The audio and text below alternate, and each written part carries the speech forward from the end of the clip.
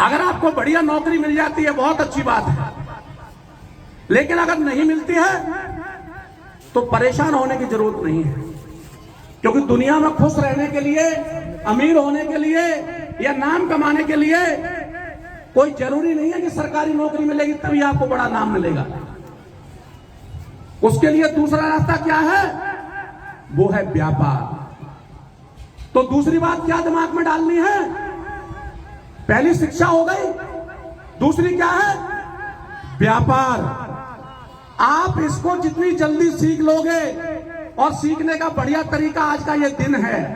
क्या है आज का ये दिन है? आप देख लो इन दुकानदारों की शक्लों को जाकर के और इन भाइयों को, इनसे सीखो कि एक भाई कैसे अपनी दुकान लगा रहा है। आपको एक राज की बात बता दूं, मैंने अपने पूरे जीवन में सबसे पहले व्यापार पता है कैसे सीखा था? हमारे गांव में एक मेला लगता था, उसको बोलते हैं दौरे का मेला, जो गर्मियों में लगता है। हमारे गांव में एक मेला लगता था इसी तरीके से। उस मेले में जब मैं शायद 5वीं या 6वीं क्लास में पढ़ता होऊंगा, कौन सी क्लास में? 5वीं या 6वीं क्लास में पढ़ता होऊंगा। उस समय पर मैंने छोले की दुकान लगाई थी। किसकी लगाई थी? छोले की। और पहली बार 200 रुपए कमाए थे। कितने रुपए कमाए थे? 200 रुपए। यानी मम्मी से 50 रुपए उधार लिए, यानी मैंने बैंक की तरह कर्ज लिया 50 रुपए, उसका सामान लाया, छोले बनाए और उनको बेचा मार्केट में, बाजार में, और मुनाफा कितना कमाया? 150 रुपए का। आप सोच नहीं सकते, वो 150 रुपए मेरे जीवन का बहुत बड़ा आधार था। वो 150 रुपए मेरे लिए 1.5 करोड़ रुपए के बराबर थे उस जमाने में। तो आपको यह समझना है कि कोई व्यक्ति रातों रात करोड़पति नहीं बनता है। हर कोई व्यक्ति ऐसे ही शुरुआत करता है। कैसे शुरुआत करता है? जीरो से, जैसे मैंने की। आपने धीरूभाई अंबानी का नाम सुना है? पढ़े लिखे सभी बच्चे सुना है आप लोगों ने? जिसकी रिलायंस कंपनी है, धीरूभाई अंबानी, मुकेश अंबानी। पता है उसने भी ऐसी शुरुआत की थी। वो भी एक मंदिर पर जब बहुत ज्यादा भीड़ होती थी तो मंगोड़ी की दुकान लगाता था। काय की लगाता था? मंगोड़ी की। और उसने पैसा कमाना शुरू किया। पहले मंगोड़ी की दुकान लगाई, उससे कुछ पैसे कमा लिए, तो फिर वो विदेश चला गया पेट्रोल पंप का पेट्रोल भरने के लिए।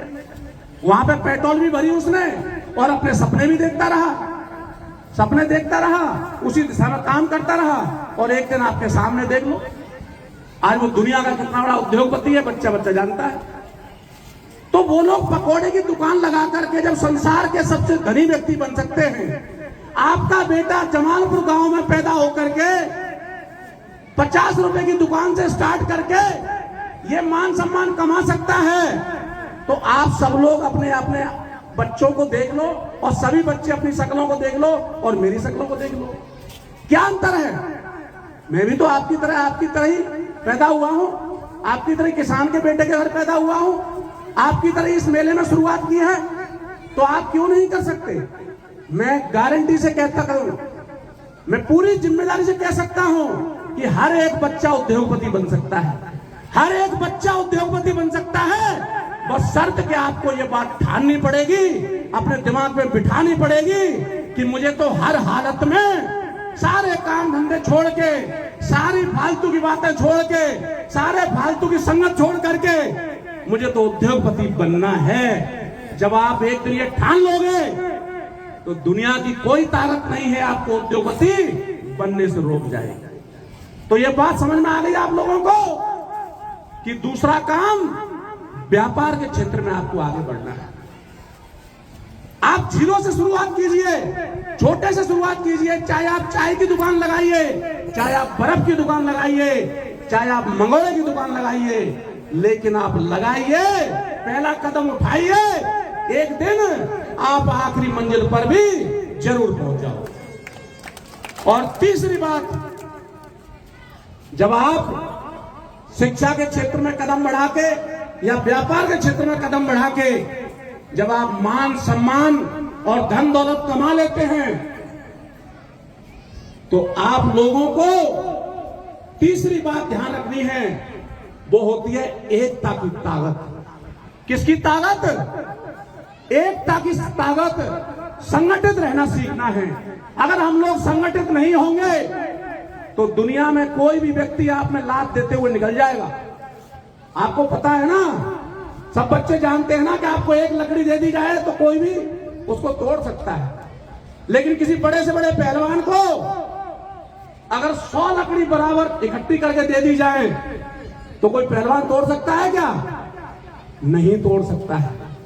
इसी तरीके से इस धौलपुर जिले का इतिहास देखिए कि हमारी संख्या ज्यादा होने के बावजूद भी कोई हमें एमएलए बनने देता था क्या?